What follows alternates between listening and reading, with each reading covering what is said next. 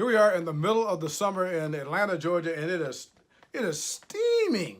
Okay, you got baseball going on. You got all this sort of stuff. I mean, training camps, yeah, football training camp. But nobody's really thinking about football like that. I mean, they're not thinking about the Super Bowl, for instance. Oh, the Super Bowl is going to be in Atlanta, okay, on February the 3rd. February the 3rd, Super Bowl, what's that? 1, 2, 3, 4, 5, 6, 7, 8. This is Super Bowl number 53. And this is another in the series with the Super Bowl expert, Jim Steeg, who covered 26. Actually, he was in charge of 26 of these things, all right? We want to ask him about Janet Jackson. Not quite yet. Not quite yet, okay? But in the meantime, let's call him in Chapel Hill because I want to know something about, I mean, what if you're in charge of the Super Bowl right now, what on earth, I mean, this got to be a cake job because you don't really have to start doing anything till like maybe, what, December, perhaps? I don't know. It's got to be pretty much a dead time. Maybe Jim will tell us. He will know. You there? Yeah, this is Jim, right? Yes, it is. Yeah, Terence Moore calling for another edition of the Super Bowl expert. And Jim, here we are. We're in the dead of summer time right now, and I was just telling the viewers that this is got for people who are in charge, the people who took your place, who are in charge of the Super Bowl, which is 6-7 months away. This has got to be a dead period. I mean, there's got to be absolutely nothing for them to do. Am I correct? Yeah, don't we? He laughs. Always the case. He's laughing. Everybody always said when you worked in football, what do you do the other 6 months of the year? Right? So are they doing stuff? It's an interesting time because depending on how often you've been to that locale, will depend on everything going on. For me at this point, July and August was when we were starting to sign. We signed like 16,000 hotel rooms. Whoa! So this was the period of time when we were going through that, primarily assigning the rooms. But at the same point in time, you're trying to put a lot of the plans you got, the final part of them together. You spend the 2 or 3 months right after the previous Super Bowl doing a lot of debriefing of what went right, what went wrong, what can do better to get ready for the next one. And then you spend the 3 months after that trying to put all your plans in place. And now you got to get going. So you've hired everybody from, people who put together pregame and halftime and different events and things like that, and all the locations for all the events that are there.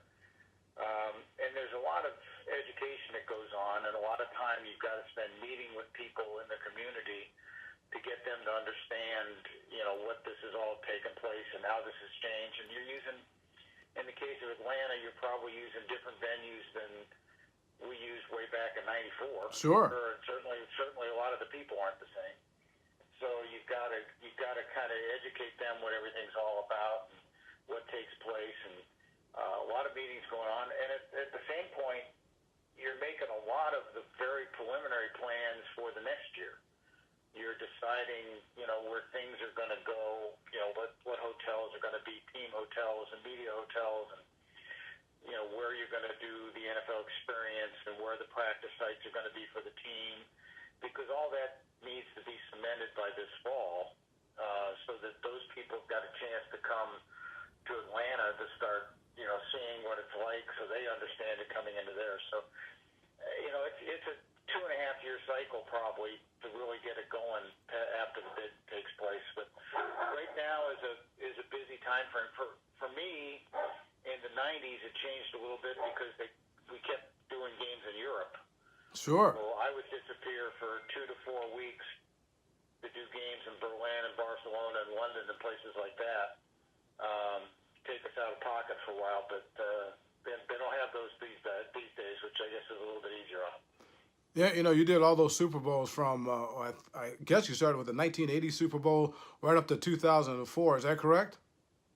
2005, correct. 2005. And was there ever a time at this point in your Super Bowl preparation with a given city, a given stadium, a given set of owners, the particular ownership or whatever, where you just said to yourself, I don't think this is going to work?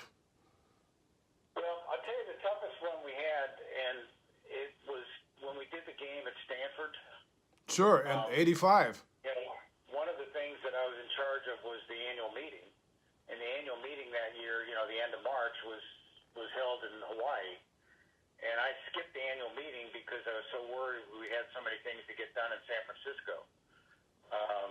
New city, new site. We were suffering a little bit because we followed on the heels of the Democratic convention Sure. there in August, coming up in August.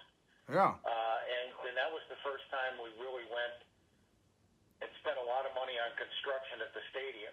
You know, we built the press box, built locker rooms, you know, all that type of stuff. So we're overseeing a lot of construction. So, yeah, that was one that I was really concerned how we were going to pull off because we were on a college campus. We were an hour away from San Francisco. And so I probably was spending an inordinate amount of time, you know, in the Bay Area that year compared to other places. You guys did a good job. As a matter of fact, I'm the only reporter, I think, in the history of the world who wrote for 2 different papers at the same time at a Super Bowl. I was leaving the San Francisco Examiner and joining the Atlanta Journal-Constitution, and I wrote a column for both of them. But that's another story. But I'll tell you one thing. We got more stories from the Super Bowl expert because he's going to tell us the next time, probably maybe about Janet Jackson. You going to tell us about Janet Jackson the next time? I don't know. Hey, this is called a tease, folks. We'll see you the next time.